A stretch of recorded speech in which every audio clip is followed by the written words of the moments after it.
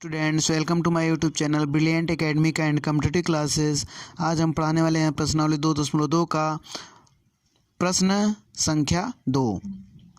पिछली वीडियो में हमने पहले प्रश्न को हल किया था, तो आइए शुरू करते हैं प्रश्न 2 को। एक द्विघात बहुपद ज्ञात कीजिए जिसके शून्यकों के योग तथा गुणनफल क्रमशः दी गई संख्याएं हैं। ये देखिए, शून्यकों के योग दिया गया और ये शून्यकों का गुणनफल दिया गया है, ठीक ना। दो शून्यक होते हैं द्विघात बहुपद में, तो उनके योगफल और गुणनफल दिया गया। आपको जो है वह द्विघात बहुपद निकालना, ठीक। आइए शुरू करते हैं वीडियो। देखिए, जैसे मूलों का योगफल आप जानते हैं अल्फ़ा प्लस बीटा होता है और इसके बराबर क्या होता है, माइनस बी बाई ए होता है। तो यहाँ पर आप देख रहे हैं माइनस बी बाई ए दिया गया है 1/4, ठीक ना। हम यहाँ से बी और ए निकाल दें, ठीक। तो बी ए निकालने के लिए हम इसको पहले इस फॉर्म में बदल दें, माइनस 1/4 लिख सकते हैं, ठीक ना। इसको ये ठीक, माइनस और ब्रैकेट में -1/4, ठीक। अब यहाँ से आप देख पा रहे हैं, कंपेयर कर लीजिए इससे, तो ये माइनस माइनस यहाँ पे b बराबर क्या हुआ आपका -1 हुआ और a बराबर 4। तो यहाँ पे आप लिख लीजिए a बराबर 4 और b बराबर -1, ठीक। उसी प्रकार आप लिखिए यहाँ पे मूलों का गुणनफल। मूलों का गुणनफल क्या होता है, अल्फ़ा इंटू बीटा। दो मूल हैं और फिर इसका फार्मूला होता है c बाई ए, ठीक ना। अब हम c भी निकाल लें, a और b तो हमारा निकल चुका है, c निकाल दें। c निकालने के लिए देखिए अल्फ़ा इंटू बीटा आपके पास दिया गया -1, ठीक ना। जब -1 दिया गया है तो हम इसको कैसे लिख सकते, ए तो आपका पहले से मालूम है 4 है, ठीक ना। तो इसको इस रूप में लिखने के लिए, ठीक ना, जिसका हर क्या हो 4 हो, तो यहाँ पे आपको -4 रखना पड़ेगा, ठीक ना। क्योंकि इसको अगर हम हल करेंगे तो -1 मिल जाएगा, ठीक। तो अगर c बाई ए हमको -1 है, हमारे पास c बाई ए क्या है, -1 है। और फिर अगर हम इस रूप में इसको लिख सकते हैं, -1 को -4/4 लिख सकते हैं, ठीक। अब देखिए इससे से कंपेयर कर लीजिए, c की वैल्यू क्या मिली आपको, c की वैल्यू -4 मिली, ठीक। a तो हमें मालूम है, a लिखने की ज़रूरत नहीं, a b और c आपको मिल गया, ठीक ना। अब यहाँ पे हम द्विघात बहुपद लिख लें। द्विघात बहुपद का व्यापक रूप आप जानते हैं, व्यापक रूप क्या होता है, ax² और प्लस bx और प्लस c। ये देखिए द्विघात बहुपद का व्यापक रूप होता है। तो आपके पास तीनों हैं, a का मान कितना है 4 है, ठीक, और b का मान कितना है -1 है, और c का मान कितना है -4 है। तो आप देख पा रहे हैं कि अगर इसको हम हल कर दें तो 4x² -x और -4, ये आपका द्विघात बहुपद हो गया। बराबर 0 नहीं करेंगे क्योंकि द्विघात समीकरण हो जाएगा। तो इस प्रकार आपका पहला जो है पार्ट समाप्त हुआ दूसरे क्वेश्चन का। अब आते हैं सेकंड पे। तो देखते हैं सेकंड प्रश्न में, कड़ी में 2 है, मूलों का क्या है, योगफल है, और ये 1/3 क्या दिया गया है, गुणनफल दिया गया है, ठीक ना। तो हम शॉर्टकट में अल्फ़ा प्लस बीटा लिख दे रहे हैं, मूलों का योगफल। अल्फ़ा और बीटा क्या है, मूल हैं इस द्विघात बहुपद के। अगर इसके बराबर -b बाई ए होता है तो हम -b बाई ए यहाँ से लिख दें, इसको करड़ी में 2 दिया गया है। अगर हम इसको ये भी लिख सकते हैं माइनस और करड़ी में यहाँ पे भी माइनस लगा दें 2, ठीक, और बटे 1 लिख दें, ठीक ना। देखिए इसका मान हमें मिल जाएगा, इसको हल करेंगे तो करड़ी में 2, ठीक ना। तो आप यहाँ पे देख पा रहे हैं कि ए हमको क्या मिला, ए बराबर 1, क्योंकि ए देखिए नीचे है तो 1 मिल गया, और बी बराबर हमको क्या मिला माइनस और करड़ी में 2, ठीक।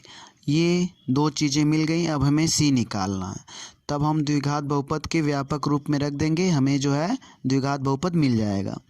अब हम अल्फ़ा इंटू बीटा लिख लें। Alpha into beta equal to क्या होता है सी बाई ए। तो हमारे पास तो ए मालूम है पहले से ही, और ये 1/3 है पूरा, ठीक ना, 1/3 दिया गया है। हाँ तो आप देखिए यहाँ पर हम देख पा रहे हैं कि माइनस बी बाई ए जो है यहाँ पे 1 हो जा रहा है, लेकिन यहाँ पे ए जो है 3 हो जा रहा है, ठीक। हमें दोनों में ए बराबर चाहिए, ठीक ना। तो इस पार्ट और इस पार्ट को हम हल्का सा इरेज करके और इसमें कुछ और चेंजेस कर रहे हैं, ठीक ना। हमें दोनों में ए क्या चाहिए बराबर चाहिए, ठीक, लेकिन यहाँ पे ए 1 हो जा रहा है और ए जो है 3 हो जा रहा है, ठीक। तो इस प्रकार विरोध उत्पन्न हो जा रहा है। देखिए अब यहाँ पर हम जो इसको और इसको व्हाइटनर लगा के और उसमें सुधार कर रहे हैं। तो यहाँ पे देखिए हमें 3 करना है ए को, ठीक ना। तो इसमें हम 3 से मल्टीप्लाई कर देते हैं ऊपर नीचे। अब हमारे पास मिला क्या माइनस और 3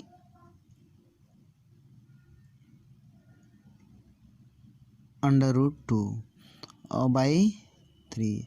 अब देखिए हमको ए और बी क्या मिला, ए बराबर 3 मिल गया, ठीक ना, और बी बराबर हमें क्या मिल गया यहाँ पे -3√2, ठीक। और यहाँ पर हमें सी बराबर क्या मिल गया, यहाँ से हम ले लेते हैं, देखिए C1 हो गया। ए दोनों में बराबर है तो हमको दोनों में बराबर करना ही पड़ेगा। यहाँ पे सी बराबर आपको क्या मिल गया 1 मिल गया। तो जब आपको ए बी सी मिल गया तब आप द्विघात बहुपद के व्यापक रूप में इसको रख देंगे। देखिए द्विघात बहुपद का व्यापक रूप क्या होता है ax² + bx और प्लस सी, ठीक ना। यहाँ पे लिख लीजिए द्विघात बहुपद, द्विघात बहुपद, ठीक। और a की वैल्यू क्या है 3 है, और x², b की वैल्यू क्या है -3√2 और x और c की वैल्यू क्या है 1, ठीक ना। इस प्रकार हमारा जो द्विघात बहुपद है 3x² - 3 करड़ी में 2 और x + 1 बन गया, ठीक। तो आते हैं नेक्स्ट पार्ट पे। तो देखिए यहाँ पे अल्फ़ा + बीटा -b/a है, ठीक ना, और इक्वल टू हमारे पास क्या दिया गया है 0, ठीक ना। और यहाँ पे alpha into beta c/a equal to √5, ठीक ना, और बाई 1 कर दें और यहाँ पे भी 1 कर दें। देखिए दोनों में a इक्वल हो गया। आप स्पष्ट रूप से देख सकते हैं कि b बराबर जो है अगर 0 को इस फॉर्म में लिखें तो b बराबर 0 हो गया, b बराबर क्या हुआ 0 हो गया कह सकते हैं, या b बराबर भी 0 हो जाएगा। b बराबर 0 मिल गया और a बराबर क्या मिल रहा है a बराबर आपको 1 मिल रहा है, a बराबर 1, ठीक। और यहाँ पे c बराबर आपको क्या मिल रहा है करड़ी में 5। देखिए ये a b c हमको वास्तविक संख्याएं मिल गई। अब हम द्विघात बहुपद बना सकते हैं। तो देखते हैं व्यापक बहुपद का व्यापक रूप क्या होता है। ax² plus bx plus c, ठीक ना। द्विघात बहुपद लिख लीजिए आप इसको। यहाँ से a 1 है तो 1 का x² में गुणा होगा तो x² प्लस b जो है 0 है, 0 इंटू एक्स प्लस c जो है करड़ी में 5 है, ठीक ना। 0 का x में गुणा हो जाएगा तो x² और प्लस ये तो 0 हो गया, इसको हटा देते हैं, प्लस करड़ी में 5, ठीक। ये आपका द्विघात बहुपद हो गया, ठीक। आते हैं अगले पार्ट पे। देखिए थर्ड में क्या दिया गया है, alpha plus beta minus b by a दिया गया है। एक को लिख सकते हैं माइनस 1/1, ठीक ना। और alpha into beta c by a, और सी बाई ए हम सी को इसको इस प्रकार लिख सकते हैं। देखिए दोनों में ए सेम है, ठीक ना, ये दोनों सेम होना चाहिए, तब आप समझिए कि आप जो ए बी सी लिखेंगे वो सही होगा, ठीक ना। ए बराबर देखिए 1 है और बी बराबर देखिए -1 और सी बराबर 1, ठीक। तो इस प्रकार जब आपको ए बी सी मिल गया द्विघात बहुपद,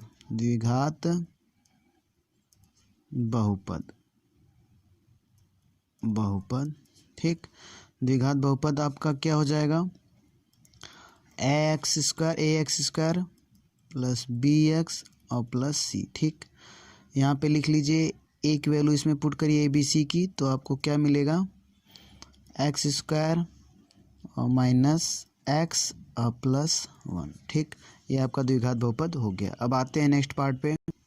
यहाँ से देखते हैं अल्फ़ा प्लस बीटा बराबर माइनस बी बाई ए, ठीक। और अल्फ़ा इंटू बीटा बराबर सी बाई ए, ठीक। यहाँ पे देख लीजिए -1/4 दिया गया है, ठीक। और इसको आप क्या लिख सकते हैं, माइनस और 1/4, ठीक। और यहाँ पे सी बाई ए दिया गया है 1/4। आप देख पा रहे हैं ए दोनों में बराबर है, ठीक ना। तो आप ए बी सी आसानी से निकाल सकते हैं। ए बराबर कितना हो जाएगा, 4 हो जाएगा, और बी बराबर देखिए यहाँ पे 1 हो जाएगा, ठीक। और यहाँ पे सी बराबर 1, ठीक। तो ए बी सी निकल गए। अब द्विघात बहुपद, ठीक। ax² प्लस bx और प्लस c, तो यहाँ पे a भी आपका निकला हुआ है 4x² मान रख दीजिए, और b कितना है 1 है, 1 से इसमें गुणा होगा तो x और प्लस c, ठीक। ये आपका द्विघात बहुपद बन गया, ठीक। आते हैं नेक्स्ट प्रश्न पे। देखिए मूलों का योगफल कितना दिया गया है, 4 दिया गया है। तो अल्फ़ा प्लस बीटा बराबर 4 और अल्फ़ा इंटू बीटा बराबर 1 दिया गया। हम इसको लिख कैसे सकते हैं, तो यहाँ देखिए अल्फ़ा प्लस बीटा 4 है, तो अल्फ़ा प्लस बीटा बराबर क्या होता है, माइनस बी बाई ए होता है, ठीक। माइनस बी बाई ए बराबर 4 दिया गया है। इसको हम लिख सकते हैं माइनस और यहाँ पे -4, ठीक। और यहाँ पे बाई 1 लिख सकते हैं, ठीक। और यहाँ पे जो है अल्फ़ा इंटू बीटा जानते हैं आप सी बाई ए होता है, सी बाई ए को लिख सकते हैं हम, ए तो आपको मालूम है, ठीक। और सी बाई ए आपका दिया क्या गया है, 1 दिया गया है, ठीक। तो 1 को आप ऐसे भी लिख सकते हैं, 1 है, 1 को आप कैसे लिख सकते हैं, ए तो रहेगा ही और सी 1 रहेगा, ठीक। यहाँ पे आप देख पा रहे हैं कि ए बी सी अब आप स्पष्ट जो है निकाल सकते हैं। ए की वैल्यू कितना हो गई, 1 होगी, और बी की वैल्यू -4 और सी की वैल्यू 1, ठीक। अब द्विघात बहुपद बना दीजिए, द्विघात बहुपद। यहाँ पे ax² प्लस bx और प्लस c। ठीक, अब a कितना है, 1 है, 1 का गुणा करेंगे, x² प्लस b कितना -4 है तो -4 रख दें और प्लस c की वैल्यू 1। यहाँ पे हल करेंगे तो x² - 4x और प्लस 1। ठीक, अब ये एक्सरसाइज आपकी समाप्त हुई। अगली वीडियो में नेक्स्ट एक्सरसाइज के लिए तैयार रहिए। Thank you for watching my videos.